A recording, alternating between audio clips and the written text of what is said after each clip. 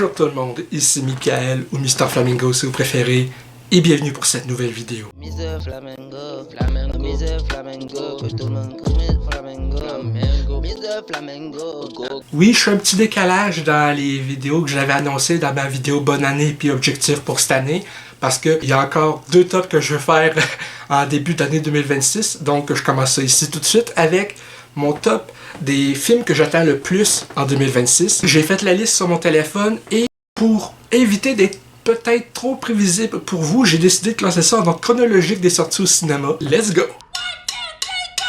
Numéro 1. Primate, réalisé par Joanne Roberts, le même gars que pour Resident Evil Welcome to Raccoon City. Non, pourquoi lui? Malgré tout, le film m'intrigue beaucoup. Apparemment que dans le film Primate, un chimpanzé domestique prénommé Ben est hors champ mordu par un animal qui a la rage. Est-ce que quelque chose l'a mordu? Et tout d'un coup va s'en prendre aux gens de sa famille humaine adoptive, incluant les amis de la fille des parents qui ont le chimpanzé. Apparemment, ils ont filmé beaucoup avec quelqu'un dans un costume de chimpanzé pour beaucoup de trucs, donc ça peut être vraiment intéressant de comment ça va avoir de l'air à l'écran. Si c'est quelqu'un dans un costume, au minimum augmenté avec des effets visuels pour camoufler un petit peu la supercherie, au lieu d'avoir tout simplement un tueur en image de synthèse complètement. Donc à ce niveau-là, je salue l'initiative, j'ai très hâte de voir ce que ça va donner. Numéro 2. Return to Silent Hill, c'est une adaptation, si je peux dire, par le réalisateur du premier film Silent Hill. J'ai vu les 2 premiers films Silent Hill avec Brian. D'ailleurs, je vais avoir une critique qui va sortir de ces 2 films-là plus tard dans le mois avant la sortie de Return to Silent Hill. Vous voyez, j'ai juste une petite photo pour utiliser notre avis. Là, ce qui me fait peur pour la sortie du film, c'est que au moment où je filme, j'ai toujours pas vu de bande-annonce en français pour une sortie au Québec. La bande-annonce trouvable en français, c'est pour les chaînes YouTube européennes, pour les cinémas en France, ces affaires-là. Donc, considérant que sur la chaîne VVS Québec, il y a jusqu'à preuve du contraire, aucune bande-annonce, alors qu'on est dans le mois de la sortie du film, en espérant vraiment, comme je dis, qu'on a une sortie au Québec, au minimum en anglais. Numéro 3.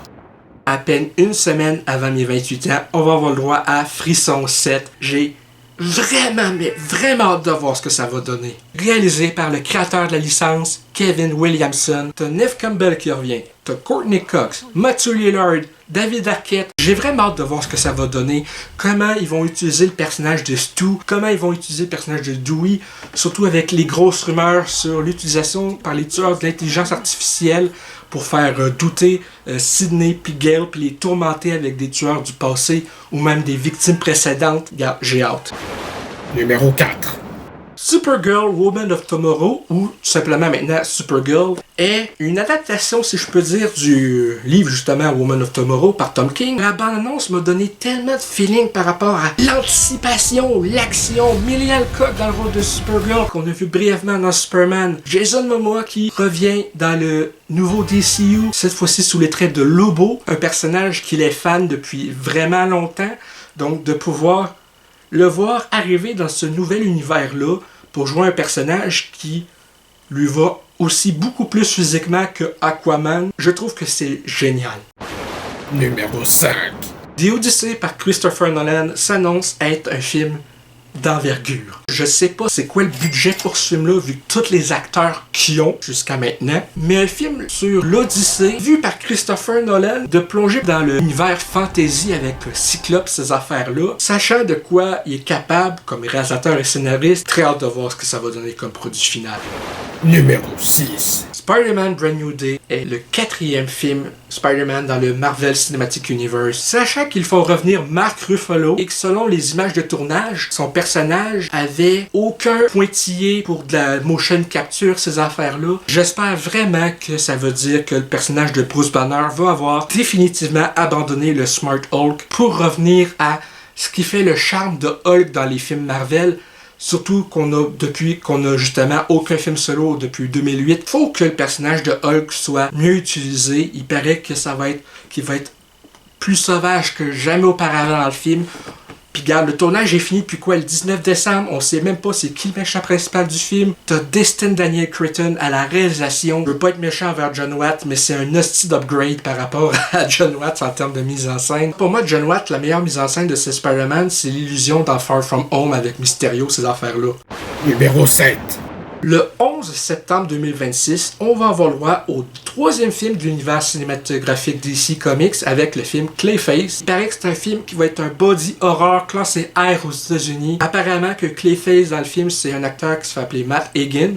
Donc bizarre qu'il utilise l'adaptation de Matt Hagen plutôt que Basil Carlo. Un personnage qui est défiguré, qui s'en va voir une scientifique pour essayer de reconstruire ses affaires, puis finalement c'est un body horror où tranquillement il découvre qu'il peut se transformer en monstre en argile. Un film gueule d'argile, body horror, un peu comme La Mouche ou même le film Loup-garou sorti en janvier 2025, où ce que c'est plus que le film avance, plus que t'as des changements. Du moins c'est l'impression que ça me donne par l'idée d'un body horror. Numéro 8. En décembre, t'as les deux derniers films de ce top.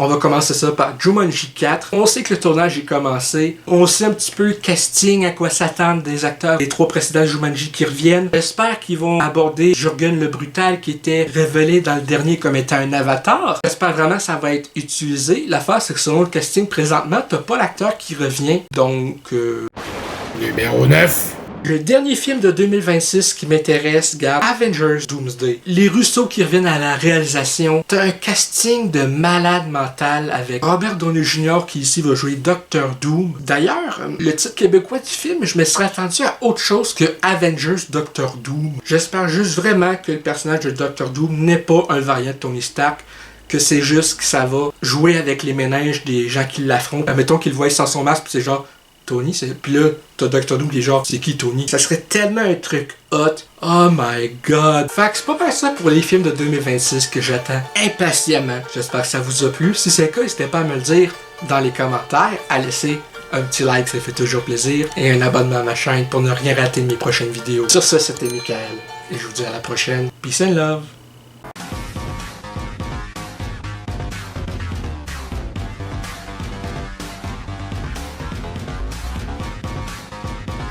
Hey le grand, c'est quoi que t'attends pour t'abonner, sacrément?